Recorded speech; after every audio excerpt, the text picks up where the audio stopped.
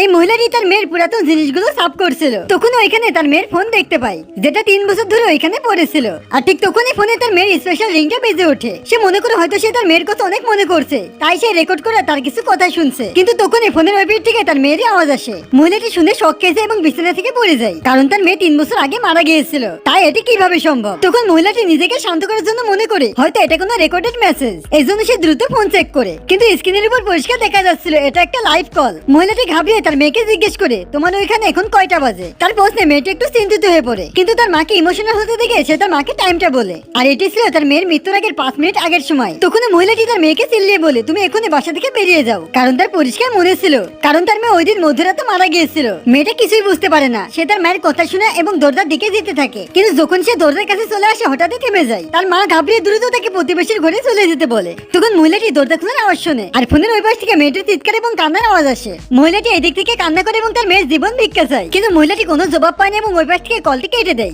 বন্ধুরা, এখন তুমি কি মনে করো, এই মহিলাটা কি তার মেয়েকে বাঁচাতে পারবে? পার্ট 2 এর জন্য ভিডিওটা লাইক করে চ্যানেলটিকে সাবস্ক্রাইব করো।